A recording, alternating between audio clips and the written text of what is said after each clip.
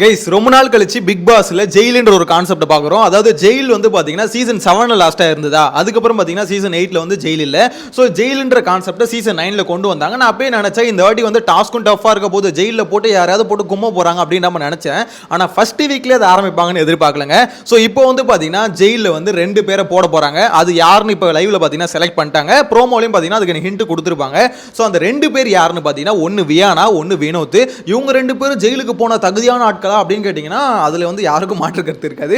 ஏன்னா ஜெயிலில் என்ன கான்செப்ட் பேசிஸில் போடுறாங்கன்னா இந்த வீட்டில் வந்து இவங்க என்ன பண்ணுறாங்கன்னே தெரியல அப்படின்ற மாதிரி போடுறாங்க. ஸோ ஓகே தான் வச்சுக்கோங்களேன். ஆனால் இவங்கள விட நிறைய பேர் இருக்காங்க. அதாவது வியானா கூட 1-2 ப்ரோமோவில் வந்த அளவுக்கு ஏதாவது ஒன்று பண்ணுச்சுன்னு வச்சுக்கோங்களேன். வினோத் அது பண்ணல, வினோத் ஓகே தான் வச்சுக்கோங்களேன். ஆனால் வியானா விட இன்னும் சில பேர் இருக்காங்க வீட்டில், அவங்களாம் என்ன பண்ணுறாங்கன்னே தெரியல. ஸோ அவங்க ஏன் வீட்டுக்குள்ளே போகல அப்படின்ற கேள்வி ஒரு பக்கம் ஓர வச்சுட்டு இன்னொரு முக்கியமான மேட்ரு இந்த வந்து நாமினேட் பண்ணுவாங்கல்ல இவங்கலாம் போகணும் அப்படின்ற மாதிரி. ஸோ அப்போ வந்து பார்த்தீங்கன்னா பிரவீன் காந்தின்னு ஒரு பீஸ் உள்ள இருக்குல்ல, டைரக்டர் பிரவீன் காந்தி. ஸோ அவரு வந்து ஒரு விஷயம் ஸ்டேட்மெண்ட் ஒன்று சொன்னார். அதை கேட்டவொன்னே பார்த்தீங்கன்னா சோஷியல் மீடியாவில் அந்த கிளிப் எடுத்து போட்டு கிளின்னு கிழிச்சிட்டு இருக்காங்கன்னு தான் சொல்லணும். ஏன் அந்த மனுஷன் என்ன சொன்னார்னா, டாக்டர் திவாகர் இருக்காரு பார்த்தீங்களா, அதான் வாட்டர் மெலன். ஸோ அந்த வாட்டர் மெலனை வந்து நாமினேட் பண்ணார். இவர் இந்த வீட்டில் தகுதி இல்லை அப்படின்ற மாதிரி சொன்னார். அதுக்கான காரணமாக அவர் என்ன சொல்ல வந்தார்னா, பொண்ணுங்க வந்து எப்பவுமே மூஞ்ச பார்த்து கண்ணை பார்த்து பேசணும்னு விருப்பப்படுவாங்க. ஆனால் திவாகர் என்ன பண்ணாரு, கெமி வந்து சண்டை போடும் போது கெமியை வயிற்ற பார்த்து பேசுறாரு அப்படின்ற மாதிரி சொன்னாருங்க. எனக்கு அதை கேட்டோன்னு ஷாக் ஆயிடுச்சு. இந்த மனுஷன் பெரிய ஆளுன்னு சொன்னீங்களடா, இந்த மாதிரி டேரக்டர் பயங்கரமான ஆளு அப்படின்ற மாதிரிலாம் பேசிட்டு இருந்தீங்களா, இப்படி சில்லியா சில்லறத்தனமா பேசிட்டு இருக்காருடா அப்படின்ற மாதிரி தான் தோணுச்சு. எனக்கு மட்டும் தான் அப்படி தோணுச்சான்னு பார்த்தா சோஷியல் மீடியாவில் பார்க்குற மக்கள் எல்லாருக்கும் அப்படி தான் தோணிருக்கு. போட்டு வெளுக்குறாங்கன்னு வச்சுக்கோங்களேன். அவர் பேசுகிற டாபிக் ரொம்பவே தப்பு. அவருக்கு திவாகர் மேலே காண்டு இருந்தால் திவாகர் பண்ணுறது பிடிக்கல, அவன் வந்து எப்போ பார்த்தாலும் சண்டை போட்டுக்கிட்டே இருக்கா அப்படி.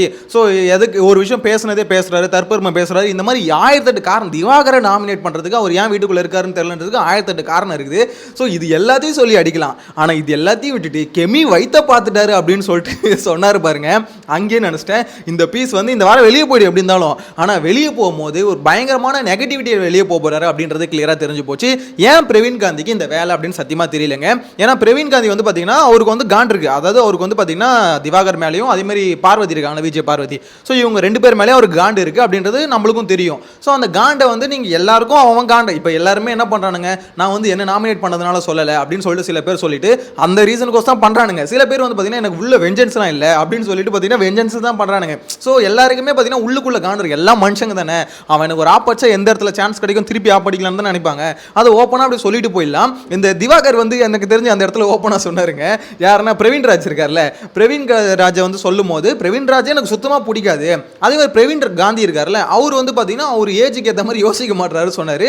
ஆனா அவர் சொல்லும் போது 2 பேரும் சொன்னாரு. அதுல பிரவீன் ராஜ் இருக்கார்ல, இவரை வந்து எனக்கு பர்சனலாவே பிடிக்காது, அது அவர் மேல எனக்கு காண்டு இருக்கு அப்படின்னு ஒத்துக்கணும் அப்படி.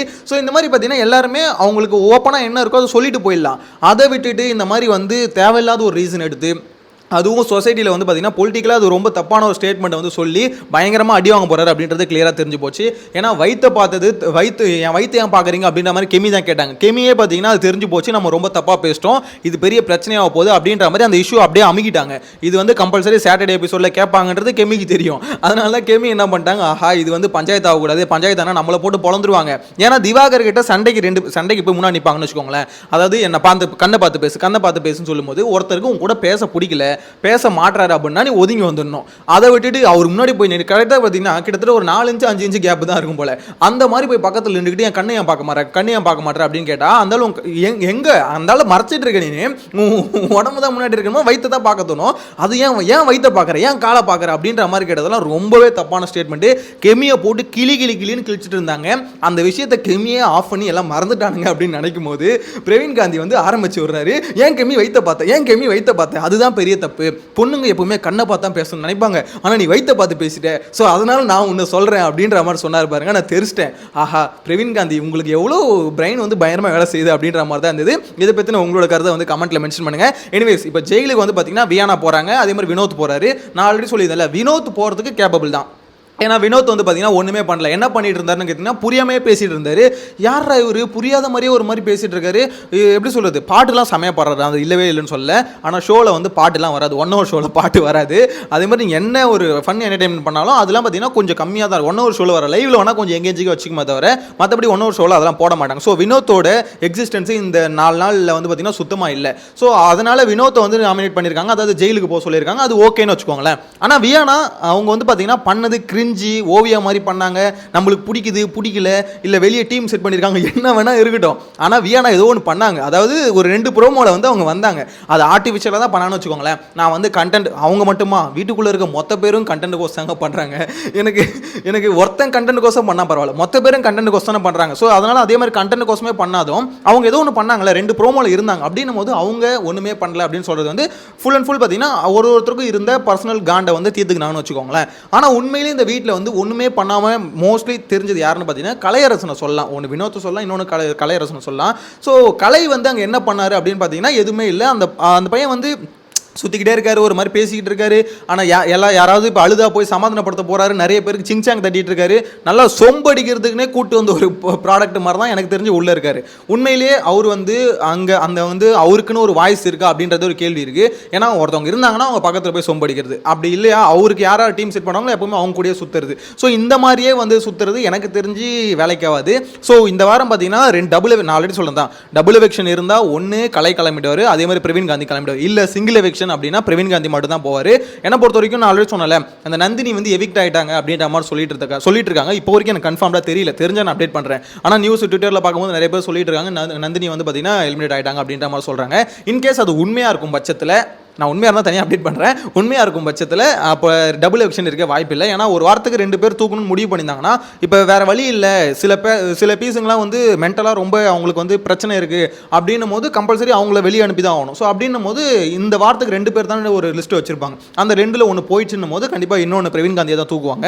ஆனால் என்ன பொறுத்த வரைக்கும் அப்படி பண்ணலாமான்னு கேட்டிங்கன்னா அப்படி பண்ணக்கூடாது. இந்த வாரம் 2 இல்லை 4 கூட தூக்குங்க. டபுள் எவிக்ஷன் இல்லை, ட்ரிபிள் எவிக்ஷன், 4 எவிக்ஷன், 5 எவிக்ஷன், எதையோ ஒன்று வச்சு தூக்கி விடுங்க.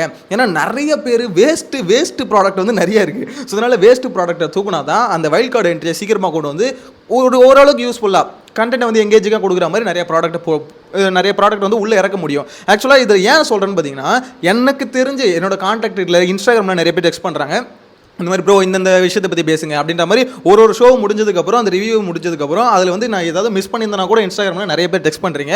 உண்மையிலே தேங்க்யூ. ஏன்னா நிறைய பேர் அவ்வளோ ஃபாலோ பண்ணுறீங்க அப்படின்றது கிளியராக தெரியுது. எனிவேஸ் அதில் வந்து நிறைய பேர் கேட்குற விஷயம், எங்கள் வீட்லேயே நிறைய பேர் இதை பார்க்க மாட்டாங்க, இந்த பிக் பாஸ் ஷோவை அந்தளவுக்கு வந்து பிடிக்கல நிறைய பேருக்கு. இந்த சீசன் வந்து சுத்தமாக பிடிக்கல. காரணம் கண்டஸ்டன்ஸ் இவங்கெல்லாம் எடுத்து போடுறதுனால நிறைய பேருக்கு ஒரு இன்ட்ரெஸ்ட்டே வரமாட்டுது அப்படின்ற மாதிரி சொல்கிறாங்களே, அது உண்மையான கேட்டிங்கன்னா 100% உண்மை. ஏன்னா நம்மளை சுற்றியும் அப்படி தான் நடக்குது. எல்லாருக்கும் பார்த்தீங்கன்னா எப்படி சொல்கிறது, இந்த சீசன் கண்டஸ்டன்ஸை பார்க்கும்போது சீசன் மேலே ஒரு வெறுப்பு வந்துடுது. ஸோ அப்படின்னும் போது ஓரளவுக்கு இவங்களும் எங்கேஜிங்காக கொண்டு போகிறதுக்கு என்னென்னமோ ட்ரை பண்ணுறாங்க.